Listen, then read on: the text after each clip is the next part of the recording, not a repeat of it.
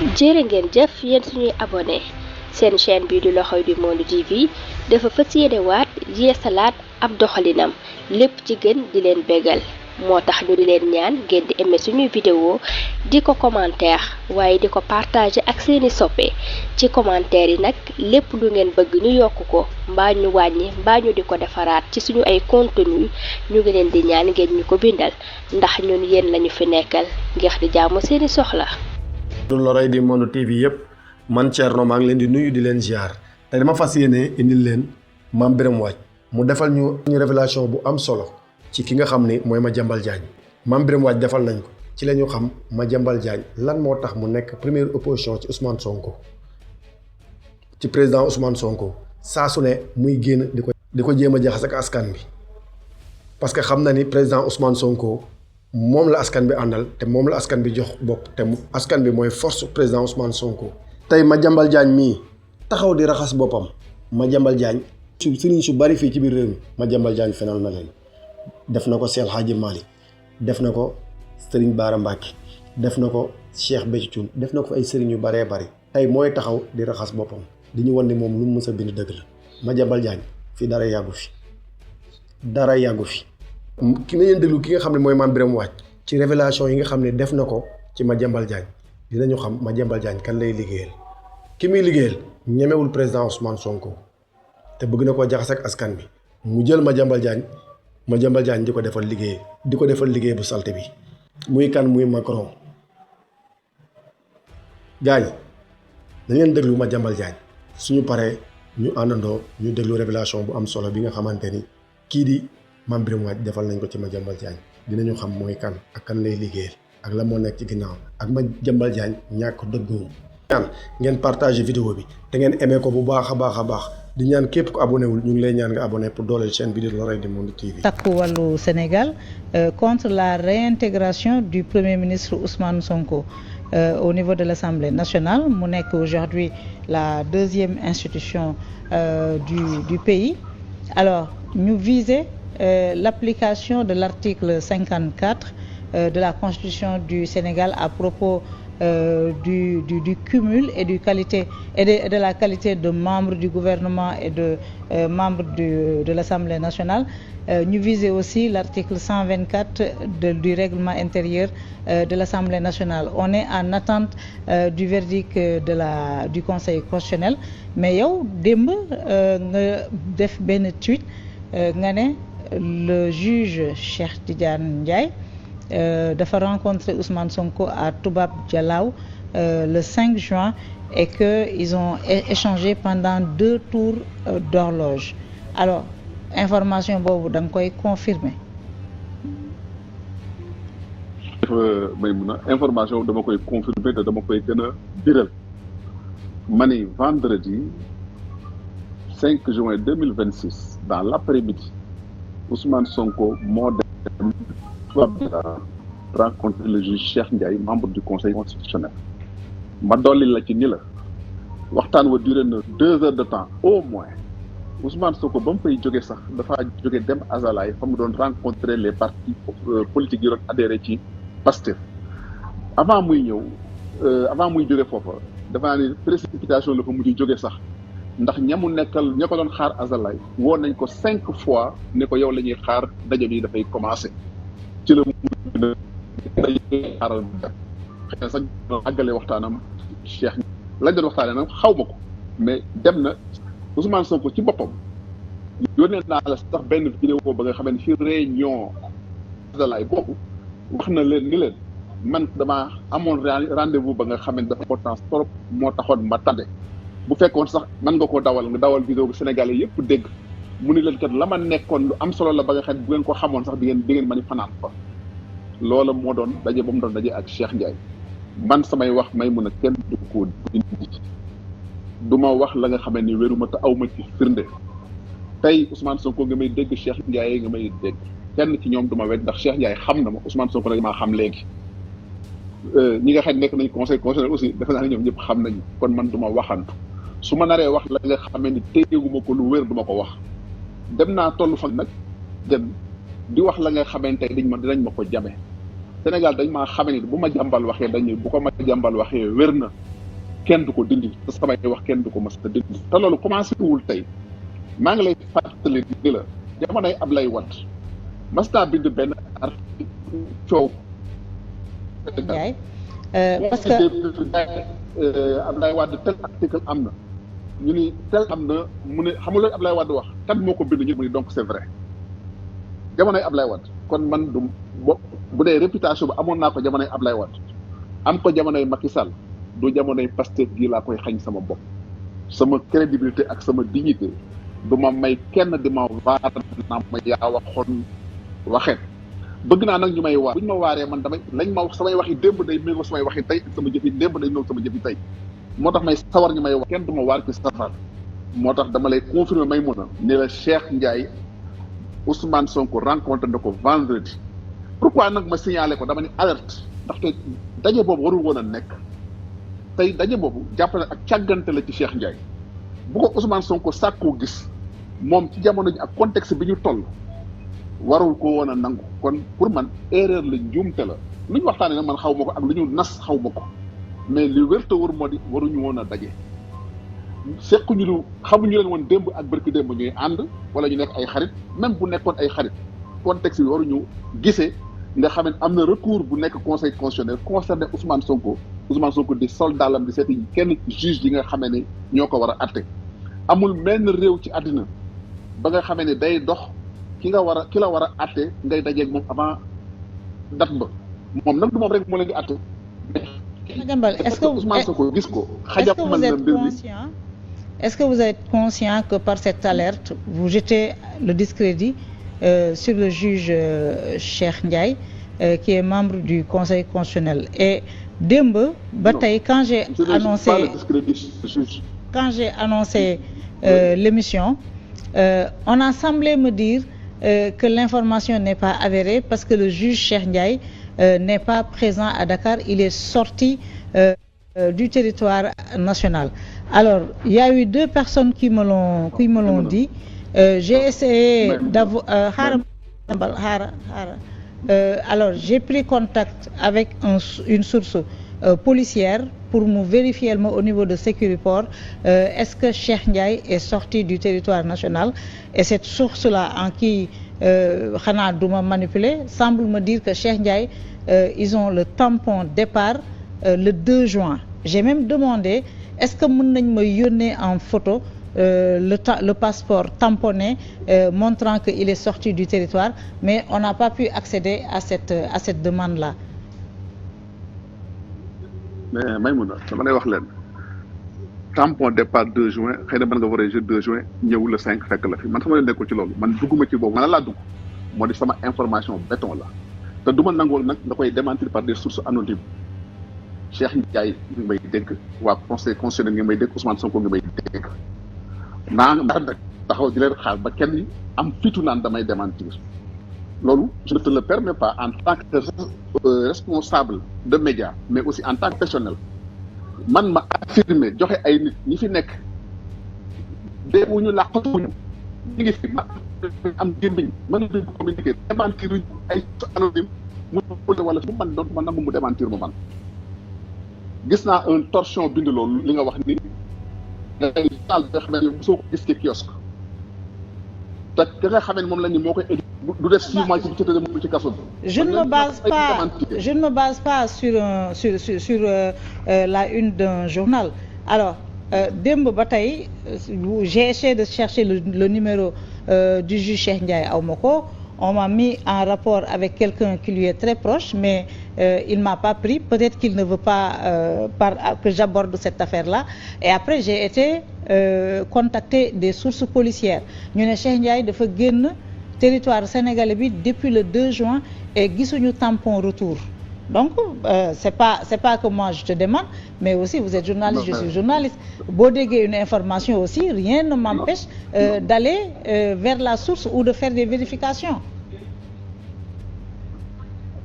Là, c'est Cheikh Ndiaye et c'est Ousmane Sonko. Ça je vous le garantis. Maintenant nag nekk nañu réew ma nga xam ne manipulation nga xam ni que nguur ga nga xamee ne yàgg naa fabriqué wala ay hommes politiques nga xam ne yàgg nañu fabriqué du ma tënku ci seeni wax.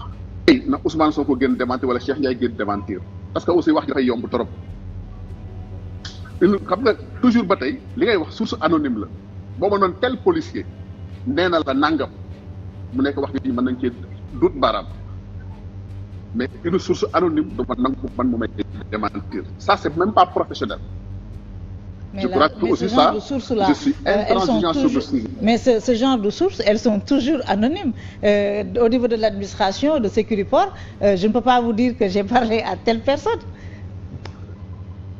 waaw mais bu dee li ñuy wax naan bu fi tunki ni nekkee lu ñuy natt ci ëtt ndey bi li ñu ngi fi bu ko aller chercher plus loin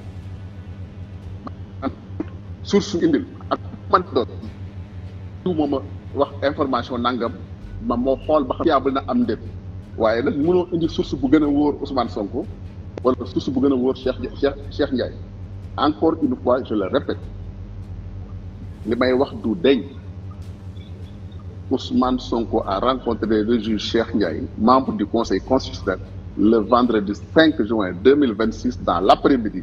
Et ba fa Ousmane Sonko jógee ci la ñëw Azalaï la réunion des partis politiques. loolu defe naa ni tontu boobu laa lay bu dee wax ci question bi bu dee nag maa ngi xaar ba keneen wax ci leneen ma am lu ma ci ma indi leneen lu ma ciy tontu. On agite l'idée d'une plainte. Cheikh Ndiaye n'a pas pris la parole. Mais on dit que l'information n'est pas vraie et que le magistrat va ester en justice. Rappelons que c'est le même magistrat moom la ñu accusé woon pendant les élections biñ naan Amadou Ba dafa jënd le conseil constitutionnel et si je me souviens bien yow Madiambal défendre nga ko.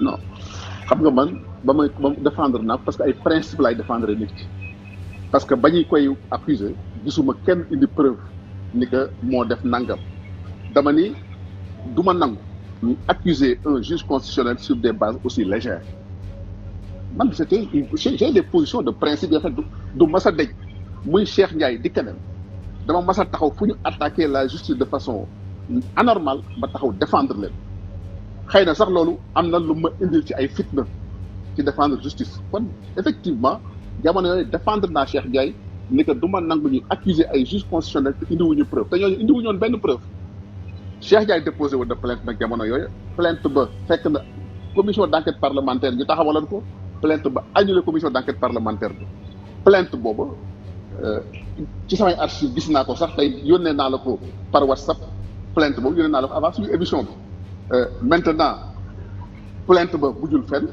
mbaa bu xaw ba ci dara depuis 2024 ba léegi dégguma kenn ku ci waxati kon nag maa ngi toog di seetaan mais encore une fois bu dee Cheikh Ndiaye day porte plainte ñu xool ba xam.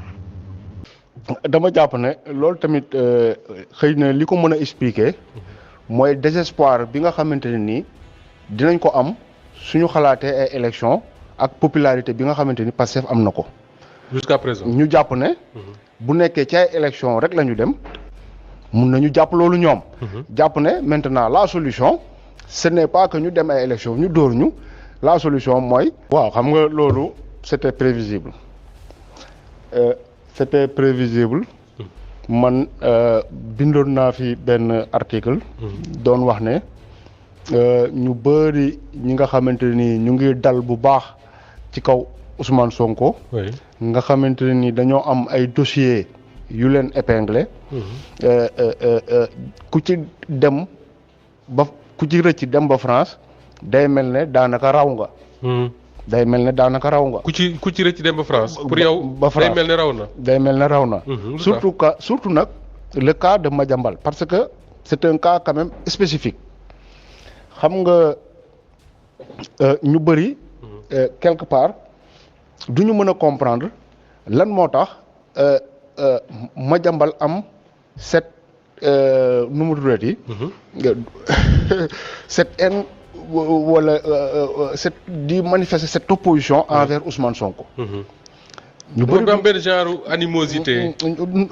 plus wala plus que ça bu amee une animosité je dirais une animosité commerciale. Tout à fait dinaa expliquer li tax ma koy wax xam nga te ñu bëri dañuy jàpp ne Madiambal dafa commencé contre Ousmane Sonko dëgg à partir de 2021 bi nga xamante ne nii affaire Sweet Beauté am na. ñu bëri dañu jàpp ne foofu la commencé. opposition ak moom dëgg. pour yow commencé wul foofu. ça dépasse ça depuis avant ça commence depuis avant l'élection de 2019. oui. maanaam. lu xewoon avant 2019. maanaam français yi dañu teel a repérer Ousmane Sonko comme quelqu'un boo xamante ne nii. bu accéder au pouvoir seeni intérêt moom. dootul neex ni mu neexee woon. tout à fait. d'accord. maanaam ñu jàpp ne am na ay acteurs politiques yoo xamante ni plus tu es patriote. plus tu es nationaliste plus tu détestes la France. ñu jàppee ko noonu. ñu jàpp ne yow soo bëggee say intérêt dëkk forcément rek da nga contre. intérêt France. ce qui fait que puisque Ousmane Sonko depuis 2018. wane na boppam dégager les positions yu mu am vis-à-vis du Sénégal et de la France. oui. donc ñu am koo xamante dañ ko war a booleel mu topp ko marquage ko à la culotte. qu'est-ce que Madiambal vient faire dans ça. c'est lui lu ci yoonam parce que Madiambal c'est un Sénégalais. pourquoi bu fekkee ne France dafa ragal Ousmane Sonko ndax discours am et tout. Madiambal war a jël le combat moom lu tax. ça m'étonne. xam nga déjà ñu bëri ñu ngi jàpp ne xëj na opposition boobu diggante Madiambal ak Ousmane Sonko. mu ngi exacerbé wu élection 2019 bi bu mu passé. ba ñu ne Madiambal dem na fële ca Touba am ku mu fa rencontré. di ko wax ne Ousmane Sonko résultat yu mu am ci élection 2019 yi. suñu ko fexeelul dara. Madiambal ci boppam moo ko wax. waaw élection présidentielle yi ci topp. am na 1000 chances gagné ko. te Ousmane Sonko bu ñëwee au pouvoir danger la pour yéen. xam nga loolu wax na ko. et bu ne pour yéen waa Touba la ci waa Touba ak très bien. kër diine yi. danger la pour ñoom. donc depuis boobu suñu mbaxane mi léegi yow Ousmane Sonko même bu nekkoon li Madiambal doon wax dëgg la. Ousmane Sonko su faloo danger la pour kër diine yi. loolu en quoi ça concerne Madiambal mi nga xamante ne nii wane na manifestement que li mu gëm bëriwul. parce que quand même le quotidien def na fi plusieurs articles. à Touba ci Touba ak ci yeneen ak yeneen yoo xamante ni wane nañu ne article ci très bien soxna wu Alaaji Baara Mbacke Falilou article ci enterrement wu Cheikh Béthio Thioune voilà dans le sable chaud de Touba. exactement loolu on s'en rappelle. le Covid également. ay millions yoo xamante ni wax na ne sàcc nañ ko ci entourage wu xalif bi. yooyu yëpp wax na ko fi. donc ñu jàpp ne bu amoon koo xamante ne nii. gis na ab danger bu jëm ci kër diine yi mu war ko fenq du Madiambal il n'en a rien à faire. wane na tamit ci élection yi passé 2024 yi que nekkul Macky Sall moo ko jaral maanaam jël yenn position yi contre Ousmane Sonko. parce que il est très avec Amadou Ba. très bien te sax boo fàttali ko bi nga xamante ne ni dem nañu ba Macky Sall commencé wone benn faiblesse bi. commencé ne nekkatul candidat et tout ça Madiambal dafa def des articles incendiaires di dal sax ci kaw Macky Sall. jël position carrément pour Amadou Ba parce que instant yii noonu jàpp na ne. xëj na bu continuité waree am Macky Sall ak li mu doon def ce serait davantage favorable pour que mu dem ci Amadou Ba. moom mooy gën a gérer les intérêts de la France. léegi nag loolu li koy expliquer mooy. nekkul bëgg gu mu bëgg Sénégal nekkul bëgg gu mu bëgg kër diine yi nekkul bëgg gu mu bëgg Macky Sall nekkul bëgg gu mu bëgg Amadou Ba. lenn la mooy que Ousmane Sonko gis nañu ne idée yu muy développé su accéder au pouvoir français yi dootuñu neexlee au Sénégal comme niñ fi daan neexlee. il faut prendre des mesures il faut am ñoo xam ne dañ koy boole ak moom pour mu koy discréditer tout le temps. kon da nga jàpp ne Madiambal français yi ñoo ko joxoon mission.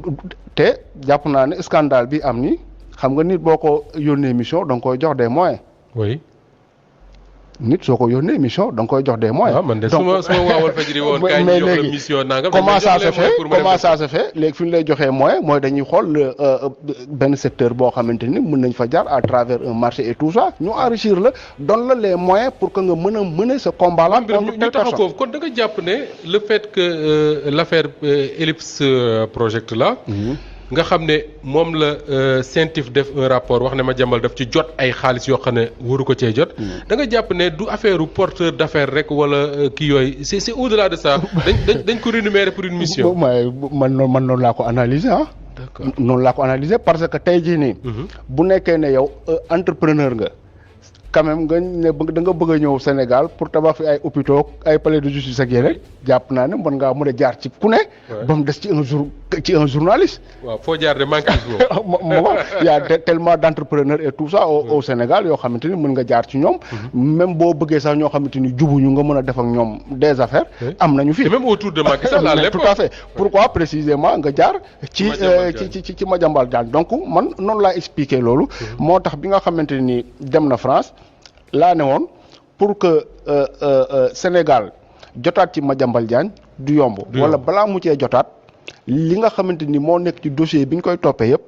justice française dina fexe ba jot ci Madiambal jot ci ñu préparer seen défense de sorte que suñu ñëwaat fii daanaka dañuy pare harmoniser nag d'autant plus que am na possibilité harmoniser position. parce que bi muy dem dafa wax ne day préparer ci défense. waaw en France et d'ailleurs ñu bari ils étaient étonnés quoi pourquoi dem ba France pour préparer sa défense. c'est ça donc xëj na ki nga xamante ni moom mooy ki yor ellipse nekk en France. ñoom ñaar bu ñu demee mun nañu harmoniser seen position avant ñuy ñëw. avant muy ñëw parce que jàpp naa ne Sénégal France Madiambal xëj na du ko jaral.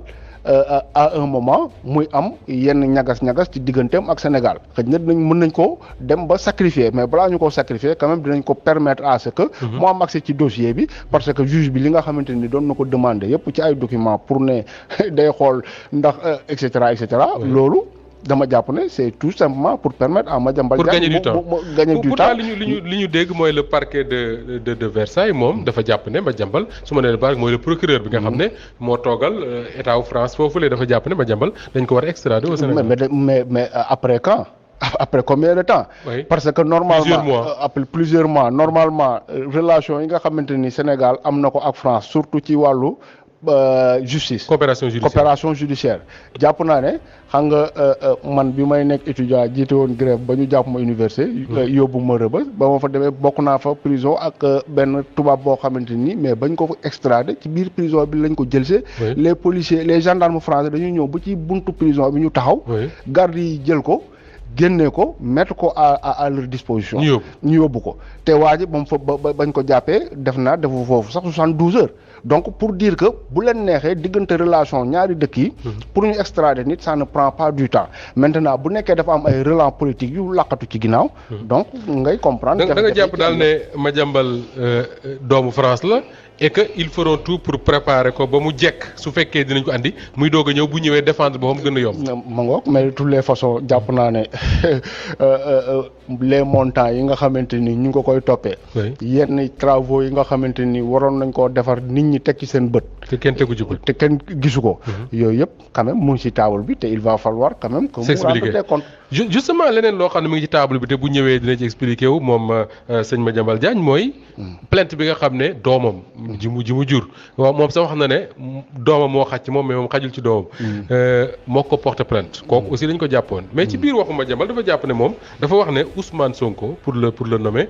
moom moo manipuler son fils pour mu porter ko plainte en tout cas loxo Ousmane Sonko génnul ci plainte bi.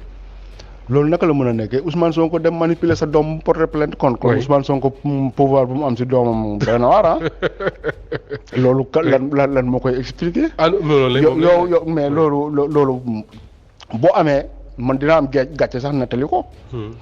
man ma contre nit pendant des années lépp lu ma xam ci lu bon ak lu ma xamul sax ma inventé ko yàq deram kooku ñu dem ba moom mu am prise ci sama doom ba pousser ko mu may porter plainte. loolu man su loolu parce que dem na sax ba ne plainte bi ñu bind contre bi ñu wax ne doom déposé contre moom. dem na sax ba insinuer que ni procureur moo ko bindal. Madiambal insinuer la loolu. waaw de toutes les façons xam naa ne Madiambal moom pour que ces déclarations là la ñuy am ci moom man je me dis que ne c'est tout heureux. parce que man fi ma ko doon gën a xaare te commencé woon na ko sax temps il est passé mooy di dugg ci ay général Kandé ak ay yeneen ak yeneen. donc tant que mu ngi ci ay manipulation yu ndawaan yooyu. pour man pour yow yooyu ndawaan mais bien sûr mais tant que ça ne remet pas en mettre danger ci sécurité nationale mi y a pas de souci. man na ko ne di wax.